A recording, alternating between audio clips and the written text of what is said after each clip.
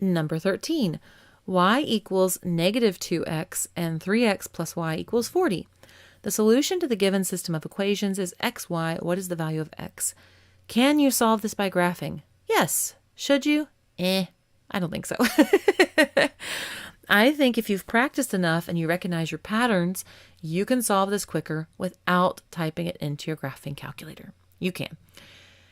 Just to cover what you would need to do to solve it with a graphing calculator, you would type both of these equations in, you would graph them, and then you would look for the point. I'm not drawing these to scale, I'm just drawing two random lines.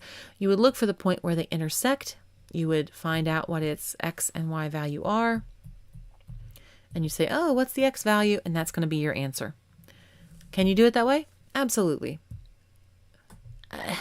It's not going to take you forever, of course, to do it that way, but I'm all about saving time everywhere you can, because a lot of times they expect they expect you to get through these earlier questions very quickly. Every second you can save can help you when you get to the end problems, which can be more time consuming to say the least. The end questions in each section, each module, they're always harder. And like the 20s, the high 20s especially, they'll take you a long time. You want as much time as possible. If you can save a few seconds, let's do it. So here, anytime that I have a system of equations, there's three ways you can do it.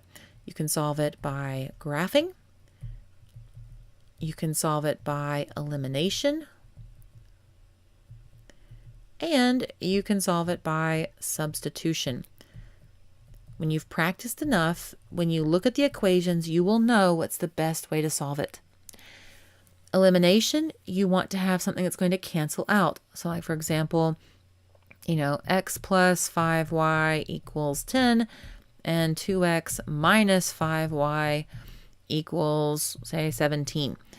When I look at that, I've done elimination enough that I know two variables need to cancel out, and I look and go, hey, those are going to cancel out.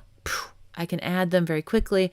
X plus 2x is 3x, 10 plus 17 is 27. Yeah, I can solve that. That's going to be very quick, probably quicker than graphing. Substitution, you're going to look for a variable that's by itself. Like in this case, we have y equals negative 2x, a variable by itself. Then you take that variable that's by itself, you go to the other one, you say if y is negative 2x, everywhere that there's a negative 2x, everywhere that there's a y, I'm going to plug in negative 2x. And because I've experience with math, just by looking at it, I go, that's the way, that's going to be super fast for me. The one way where I would say never consider doing elimination or substitution is when you say have something like 2x plus, 3y equals 7 and negative 5x plus 4y equals 22. Look at something like this. There's no easy way to eliminate things.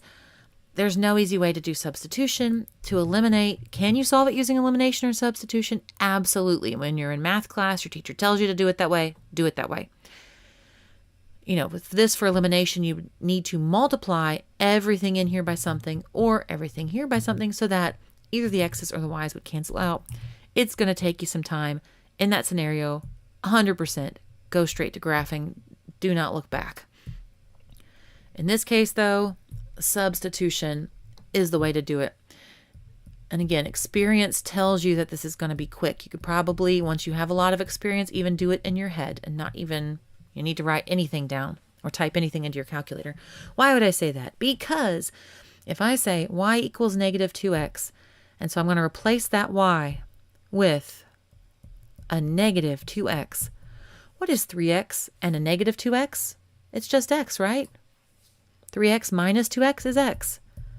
X is 40. That's it. And my question is, what is the value of x? X is 40. This is why I stress practice of all these different methods so that you will know what's going to be the fastest, the quickest, the one you're most comfortable with, and the one you're most accurate with. And if you practice a lot, you'll be comfortable with all of them.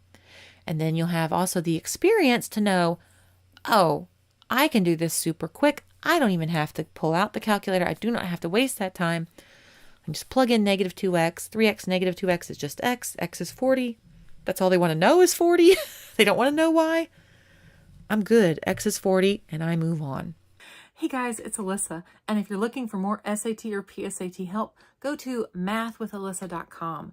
There you can get over 25 hours of test prep. This is for both math and reading and writing, both sections.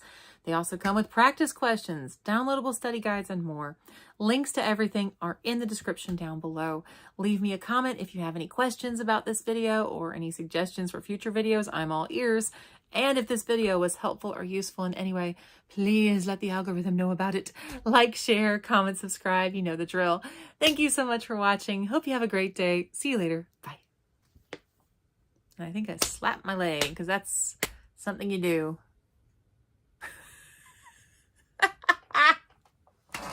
Why did I slap my leg? Why am I slapping my leg as I'm talking? Who knows? I don't know.